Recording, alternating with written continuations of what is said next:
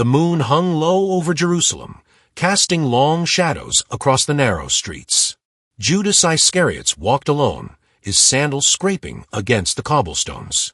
The city was alive with the hum of Passover preparations, but Judas felt detached, as if he were moving through a dream. The weight of the silver coins in his pouch seemed to grow heavier with every step. He paused beneath an olive tree, its gnarled branches twisting toward the sky like desperate hands. The coins clinked softly as he adjusted the pouch at his side. 30 pieces of silver.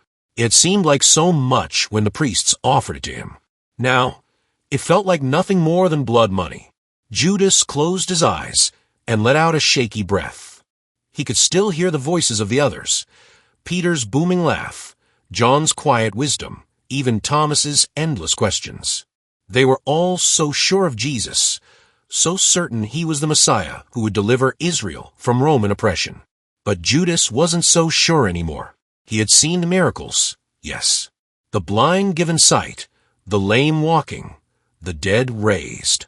But he had also seen the way Jesus spoke in riddles, the way he avoided confrontation with the Romans, the way he seemed more interested in feeding the poor than leading a rebellion. Judas had joined this movement for a reason, to see Israel freed, to see justice done. But now he wondered if he had been a fool to believe. A cold wind swept through the street, carrying with it the scent of roasting lamb and the distant murmur of prayers. Judas shivered, though not from the chill. He had made his choice, hadn't he? The priests had promised him that this was the only way to force Jesus' hand, to make him reveal his true power. And yet, as Judas stood there in the moonlight, he couldn't shake the feeling that he had crossed a line from which there was no return. He thought back to the Last Supper, just hours earlier. The room had been warm, filled with the smell of bread and wine. Jesus had washed their feet, one by one, his hands gentle, but his eyes heavy with sorrow. When he reached Judas, he had paused, looking up at him with an expression that was both tender and piercing.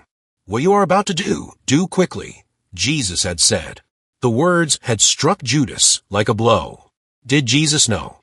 Had he always known?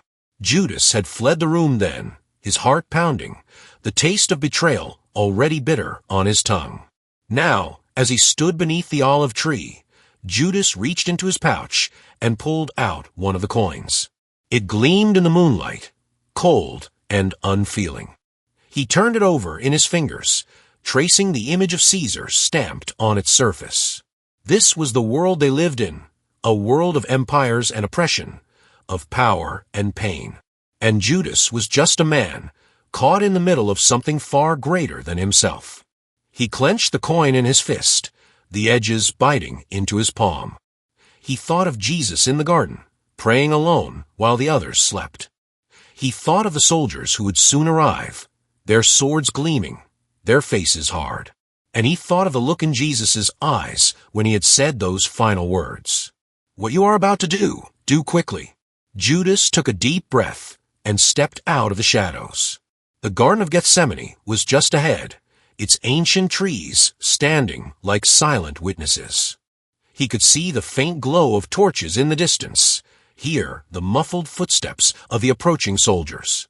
His heart raced, but his steps were steady. This was it, the moment of no return. As he walked, a strange calm settled over him. He didn't know if he was doing the right thing. He didn't know if there even was a right thing anymore. But he knew one thing for certain. This was the path he had chosen. And now, he would see it through to the end. The soldiers were close now, their armor clinking softly in the night. Judas straightened his shoulders and stepped forward, his voice cutting through the stillness like a knife. "The one I kiss is the man. Arrest him." The words hung in the air, heavy and final.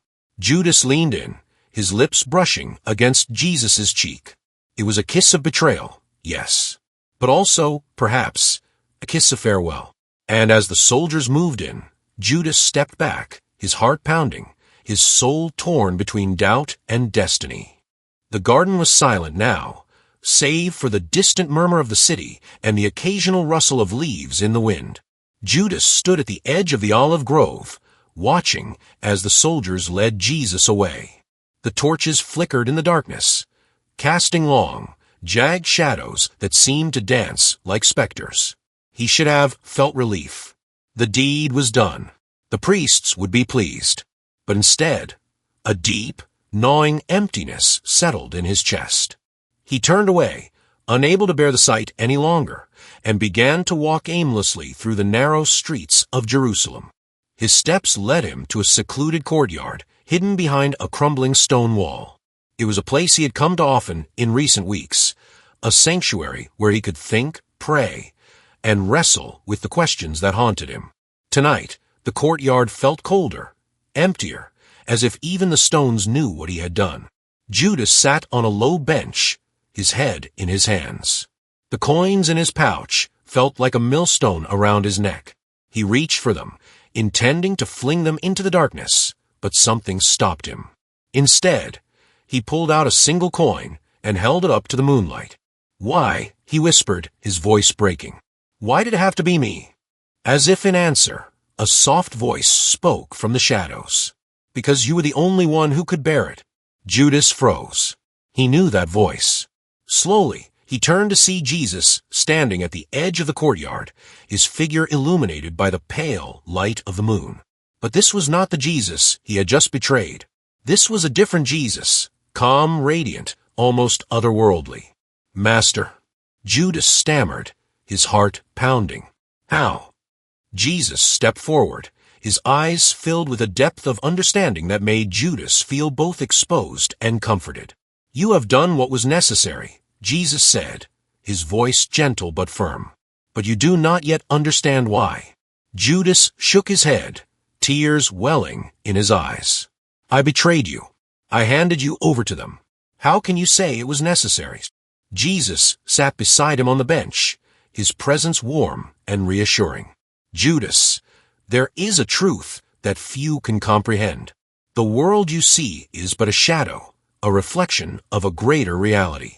My mission was not to rule over this world, but to transcend it." Judas frowned, trying to grasp the meaning behind the words. "I don't understand." Jesus placed a hand on his shoulder. "The body is a prison, Judas, a vessel that binds the spirit to the material world. My death is not an end, but a liberation. Through it, I will return to the pleroma, the fullness of divine light." Judas stared at him, his mind reeling. "And my role in this?" "You were chosen," Jesus said, his gaze piercing. "Not because you are weak, but because you are strong. You alone had the courage to carry out this act, knowing the cost. You alone could bear the burden of being misunderstood, hated, even cursed by those who cannot see the greater truth." Judas felt a lump rise in his throat. But why me? Why not Peter, or John, or one of the others? Jesus smiled faintly. "They are not ready to see beyond the veil. They cling to the hope of an earthly kingdom. But you, Judas, you have always sought something deeper. You have always questioned, always searched. That is why I entrusted you with this task." For a moment, Judas sat in silence, the weight of Jesus' words settling over him like a heavy cloak. He thought of the others, their blind faith, their simple devotion. And he thought of himself, always questioning, always doubting. Had that been his strength all along? "What happens now?" he asked, his voice barely above a whisper. Jesus stood, his form beginning to shimmer like a mirage. "Now, you must walk the path you have chosen. The road ahead will be difficult, but know this, you are not alone. The light of the pleroma shines within you, even in the darkest of nights." And with that, he was gone, leaving Judas alone in the courtyard with only the moonlight and the echo of his words. Judas sat there for a long time, the coin still clutched in his hand. He thought of the kiss in the garden, the look in Jesus' eyes, the weight of the silver in his pouch. And for the first time, he began to see his actions not as a betrayal, but as a sacred duty, a role he had been chosen to play in a divine drama far beyond his understanding. But even as the thought brought him a measure of peace, a new question arose, one that would haunt him in the days to come. If this was the plan all along, did I truly have a choice? The streets of Jerusalem were eerily quiet as Judas wandered aimlessly, the weight of the silver coins dragging him down like an anchor. The city, once alive with the sounds of Passover, now fell hollow, as if it too mourned what had been done. He found himself at the edge of the Temple Mount, where the towering walls loomed like a fortress of stone. The priests were inside, no doubt celebrating their victory. Judas clenched his fists, the coins digging into his palm. He had done their bidding, but now the thought of facing them filled him with revulsion.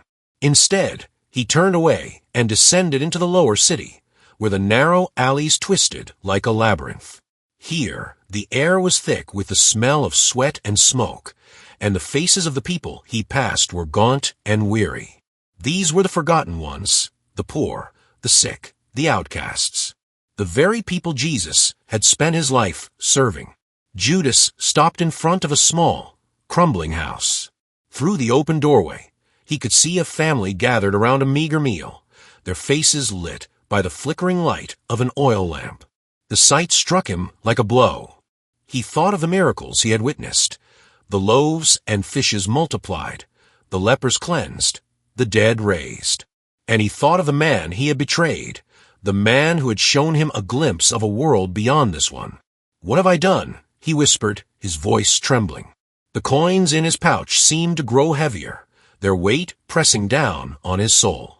He reached inside and pulled them out, holding them up to the dim light. They gleamed dully, their surfaces marred by the grime of countless hands. 30 pieces of silver, the price of a slave, the price of a life. Judas's hands shook as he stared at the coins. They were more than just payment. They were a symbol of greed, of weakness, of betrayal. But they were also a reminder of the choice he had made, a choice that now felt like a noose tightening around his neck. He stumbled forward, his vision blurring with tears. The streets seemed to close in around him, the walls pressing closer with every step. He felt as if he were being pursued, not by men, but by something darker, something that lived within him. Finally, he reached the edge of the city, where the Kidron Valley stretched out before him, its depths shrouded in shadow. He stood there for a long time, staring into the darkness. The coins felt like fire in his hands, burning him from the inside out. "I can't carry this," he said aloud, his voice breaking. "I can't." And then, as if in answer, a voice spoke from within him, a voice that was both his and not his. "You carry more than silver, Judas. You carry the weight of humanity itself." He froze, his breath catching in his throat. The voice was low and resonant, filled with a strange mixture of sorrow and understanding. Who are you?" he whispered. "I am your shadow," the voice replied. "The part of you that you have tried to deny, the part that doubts, that fears, that falls. But I am also the part that seeks, that questions, that yearns for something greater." Judas sank to his knees, the coins spilling from his hands and scattering across the ground. He felt as if he were being torn apart, his soul laid bare before the darkness. "Why?" he cried. "Why did I do it? Was it for the money? For power? Or was it because I couldn't believe? Not truly." The voice was silent for a moment, as if considering his words. Then it spoke again, softer this time. "You did it because you were afraid. Afraid of what it meant to believe. Afraid of what it would cost you. But in your fear, you also found courage. You chose to act, even when it meant bearing the weight of the world's hatred." Judas shook his head, tears streaming down his face. "I didn't want this. I didn't want to be the villain." And yet, the voice said, "Villains are not born. They are made. By their choices, by their fears, by their failures. But they can also be unmade." Judas looked up, his eyes searching the darkness. How can I undo what I've done?" The voice did not answer. Instead, it faded away, leaving Judas alone with the silence and the scattered coins at his feet. He sat there for a long time, his mind racing. The shadow's words echoed in his thoughts, mingling with the memory of Jesus' voice in the courtyard. "You were chosen, Because you are strong. Slowly, Judas reached out and gathered the coins, one by one. They felt different now. Not like a burden, but like a key. A key to understanding, to redemption, to something he could not yet name. He stood, his legs trembling, and looked out over the valley. Somewhere in the distance, a rooster crowed, signaling the approach of dawn. Judas took a deep breath and turned back toward the city. The temple loomed before him, its golden gates gleaming in the early morning light. Judas stood at the base of the steps, his heart pounding like a drum. The coins were back in his pouch, their weight a constant reminder of what he had done. He climbed the steps slowly, each one feeling heavier than the last. The courtyard was already bustling with activity, merchants setting up their stalls, pilgrims offering sacrifices, priests moving about with an air of self-importance. Judas scanned the crowd, searching for the faces of the men who had hired him. He found them near the entrance to the inner court, their robes pristine, their expressions cold and calculating. They were deep in conversation, their voices low and urgent. Judas hesitated for a moment, then stepped forward. "I have sinned," he said, his voice trembling. "I have betrayed innocent blood." The priests turned to him, their eyes narrowing. One of them, a tall man with a sharp face and a beard streaked with gray, stepped forward. "What is that to us?" he said, his tone dismissive. "That is your responsibility." Judas flinched as if struck. He had expected anger, perhaps even condemnation, but not this cold indifference. He reached into his pouch and pulled out the coins, holding them out with shaking hands. "Take it back," he said. "I don't want it." The priest glanced at the coins, then back at Judas, his lip curling in disdain. "We cannot take blood money into the treasury. It is against the law." Judas stared at him, his mind reeling. "But you gave it to me. You told me it was necessary." The priest's expression hardened. "We told you nothing. You came to us, remember? You offered your services. The blood is on your hands, not ours." Judas felt as if the ground were crumbling beneath him. He had thought the priests would understand, that they would see his remorse and offer some form of absolution. But now he realized the truth. They had never cared about him. He had been nothing more than a tool, a means to an end. "You used me," he said, his voice rising. "You used me to get to him." The priest's eyes flashed with anger, but he kept his voice low, his words measured. "Careful, Judas. You are in no position to make accusations. Leave now, before you make things worse for yourself." Judas clenched his fists, the coins digging into his palm.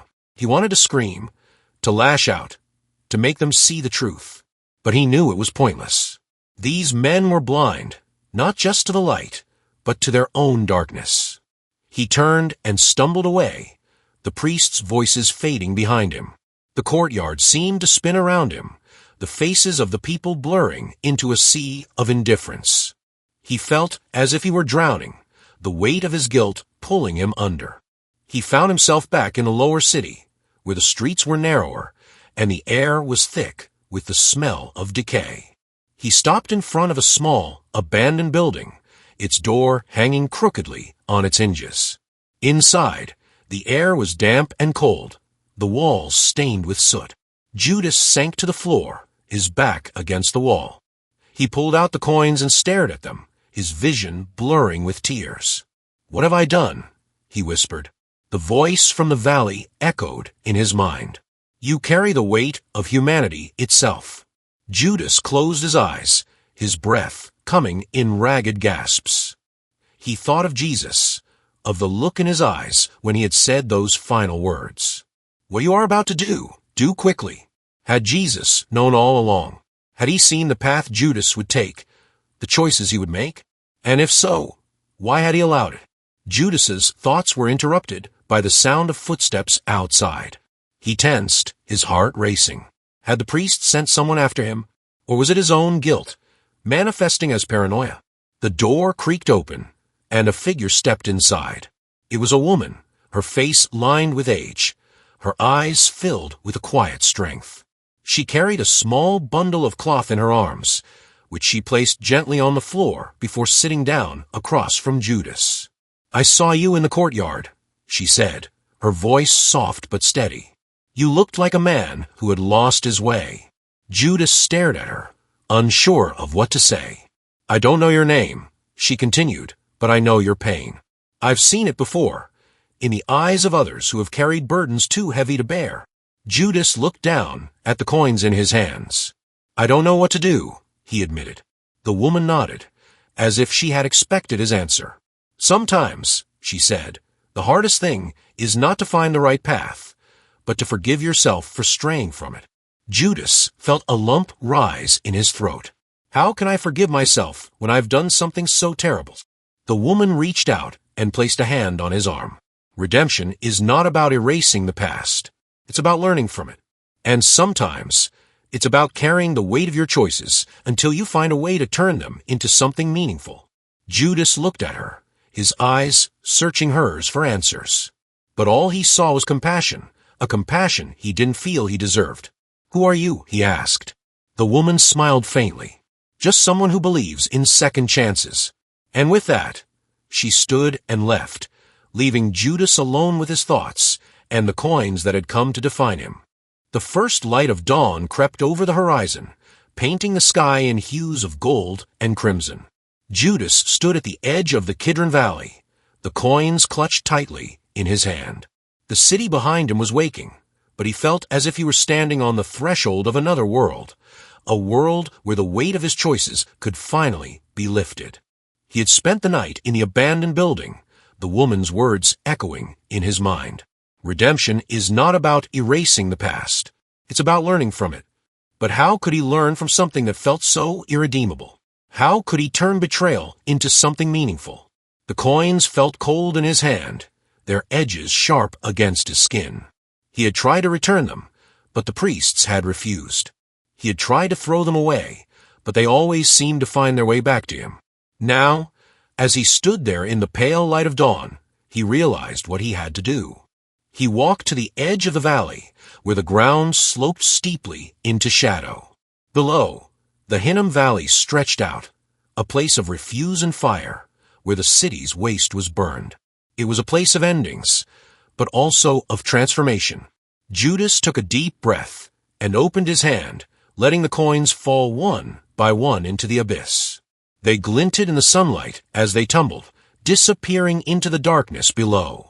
With each coin that left his hand, he felt a little lighter, as if he were shedding not just the silver, but the guilt and shame that had come with it. When the last coin was gone, he stood there for a moment, his empty hand outstretched. The wind picked up, carrying with it the scent of earth and ash. He closed his eyes and let it wash over him, feeling for the first time in days a sense of peace. But peace, he knew, was not the same as absolution. He turned and began to walk back toward the city, his steps slow but steady. The streets were coming alive now, filled with the sounds of people beginning their day. Judas moved through them like a ghost, unseen and unremarked upon. He found himself drawn to the temple once more, not out of a desire to confront the priests, but to seek something he couldn't name. As he approached the outer court, he saw a group of people gathered near the entrance, their faces filled with fear and confusion. "What's happening?" he asked a man standing nearby. The man turned to him, his eyes wide. "Haven't you heard? They've arrested Jesus of Nazareth. They're taking him to Pilate." Judas felt a chill run through him. He had known this was coming, but hearing it spoken aloud made it feel all too real. He pushed through the crowd, his heart pounding, until he reached the front. There, he saw Jesus, his hands bound, his face bruised and bloodied. But despite his wounds, there was a calmness about him, a quiet strength that seemed to radiate from within. Their eyes met, and for a moment, Judas felt as if the world had stopped. In that gaze, he saw not anger or condemnation, but understanding, and something else, something he couldn't quite name. "Master," Judas whispered, his voice breaking.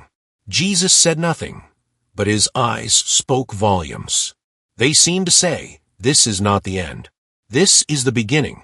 Judas wanted to reach out, to say something, anything, but the crowd surged forward, pushing him aside. He stumbled back, his vision blurring with tears. When he looked up again, Jesus was gone, led away to face his fate. Judas stood there for a long time, the weight of what he had done pressing down on him once more. But this time, it felt different. This time, he felt not just the weight of his guilt, but the weight of his responsibility. He had played a role in this story, a role that would forever mark him as a traitor. But he was beginning to see that his actions, however painful, had been part of something greater, a plan that transcended his understanding. As the sun rose higher in the sky, Judas turned and walked away, his steps slow but purposeful. He didn't know where he was going, but he knew he couldn't stay in the city. There was nothing left for him here. He walked until he reached the edge of the desert, where the land stretched out in endless waves of sand and stone. The air was hot and dry, the silence absolute. Judas sat down on a rock and looked out at the horizon, his mind filled with thoughts of what had been and what might yet be. He thought of Jesus, of the woman in the abandoned building, of the coins that had once weighed him down. And for the first time, he allowed himself to hope, not for forgiveness, but for the possibility of redemption.